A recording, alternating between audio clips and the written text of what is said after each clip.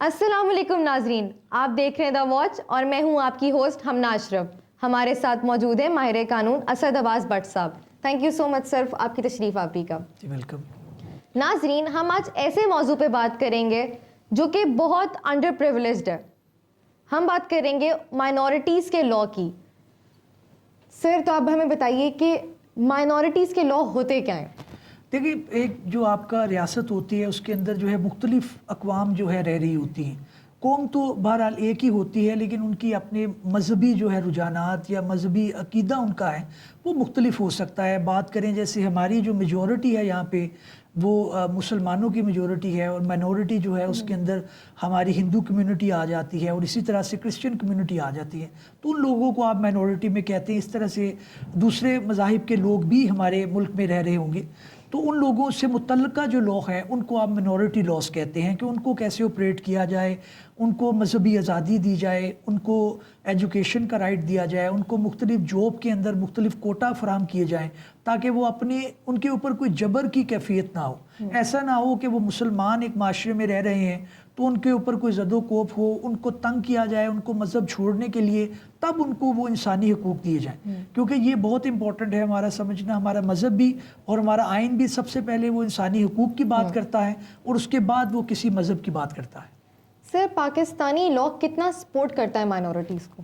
دیکھیں، کانسٹیٹیوشن جو ہمارا 1973 کا ہے اس کے اندر بے شمار پروویژن اس طرح کی ہیں جس کے اندر انہوں نے کہا ہے کہ ڈسکریمنیشن نہیں ہوگی اس بنیاد کے اوپر کہ کسی کا رنگ کیا ہے، کسی کی نسل کیا ہے، کسی کا مذہب کیا ہے، کسی کا فقہ کیا ہے، اور کسی کے رجحانات کیا ہیں، انلیس کہ وہ کوئی اس طرح کی بات نہ کرے جس سے اندر معاشرے کے اندر کوئی اضطراب پیدا ہو، معاشرے کے اندر کوئی اس طرح کی چیزیں پیدا ہوں. تو اس بنیاد کے اوپر ظاہر ہے آئین بھی کہہ رہا ہے، ہمارا مذہب بھی کہتا ہے، تو وہ تو کوئی ڈسکریمنیشن نہیں ہے. ان کو آزادی ہے اپنے مذہب کے بارے میں بات کرنے کے لیے، اپنے ایجوکیشن کو کلیم کرنے کے لیے.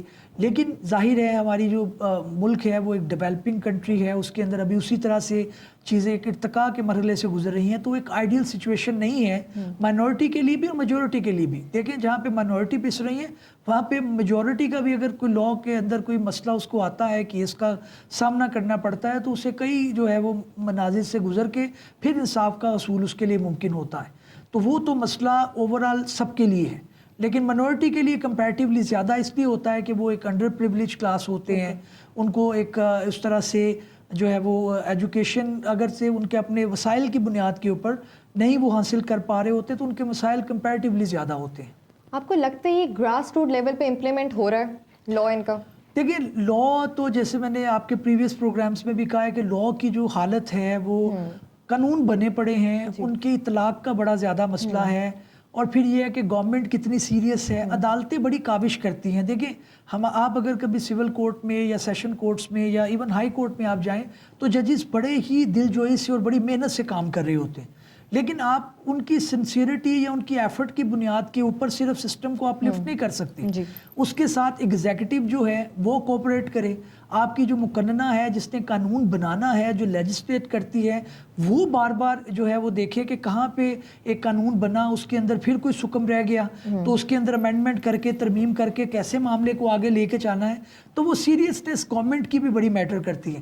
فنڈ آپ کتنا کر رہے ہیں، آپ بجٹ کتنا لگا رہے ہیں جو اپنی جوڈیشری ہے اس کو امپروو کرنے کے لیے. تو وہ چیزوں کو مد نظر رکھ کے پھر آپ کے معاملات آگے بہتر ہو سکتے ہیں. باقی کوشش ایک جاری ہے، ہم ایک ایوولوشن کے پروسیس سے گزر رہے ہیں، دن بہ دن بہتری ہے. ابھی ریسنٹلی جو ہے وہ ابھی جو ایک ورکشاپس ہوئی ہماری جوڈیشل اکیڈمی کے اندر، وہاں پہ ہم نے کوشش یہ کی کہ کس طرح سے ہم اپنے جو آپ کے کیسز ہیں سول سائڈ کے اوپر انفورسمنٹ آف کانٹریکٹ جو ہے اس کو انفورس کروانے کے لیے کس طرح سے ہم جلدی اس کو کروا سکتے ہیں کہ تاکہ ایک جو بزنس مین ہے یا اوورسیز پاکستانی یا اوورال فورن آپ کا انویسٹر ہے وہ آ کے دیکھے کہ وہ کون سے انڈیکیٹر ہیں جس کو وہ پہلے دیکھ کے آپ کے ملک میں انویسٹمنٹ کریں. کیونکہ آپ کی فورن انویسٹمنٹ آئے گی، آپ اپنے قوانین کو سہل کریں گے، آپ مقدمات کو جلدی نپٹائیں گے، آپ انصاف کا حصول جو ہے وہ آسان بنائیں گی تو فورن انویسٹمنٹ آئے گی، پھر اس سے ٹریگر آپ کی امپلائمنٹ ہوگی. تو یہ آپ کا جو ہے معاملہ چلے گا. اسی لیے جہاں پہ یہ فائدہ آپ کو میجورٹی کو ہوگا آپ کے مائنورٹی کو بھی ہوگا. لیکن میں یہ سمجھتا ہوں کہ مائنورٹی کو زیادہ جو ہے تھوڑی جو ہے وہ ان کو پش کرنے کی ضرورت ہے، ان کو زیادہ ان کے لاز جو ہے اس کو امپلیمنٹ کروانے کی ضرورت ہے تاکہ وہ انڈر پریولیج فیل نہ کریں. وہ بھی ہمارا پارٹ اینڈ پارسل ہیں، وہ بھی سوسائٹی کا ایک حصہ ہیں اور وہ بھی آگے بڑھ کے ہر اپنے شعبہ ہائب کے اندر اپنے جو ہے وہ کمالات کے جوہر دکھا سکتے ہیں. جی ناظرین، بہت شکریہ آپ کا پروگرام دیکھنے کا. ناظرین، اگر آپ بھی کسی ایسے ہی مقدمے کا جانتے ہیں یا آپ کے ساتھ ہو رہا ہے تو آپ ہمارے کامنٹ سیکشن میں ہمیں بتا سکتے ہیں، ہم اس کا حل اور اس کے بارے میں آپ کو بتائیں گے اپنے نیکسٹ پروگرام میں.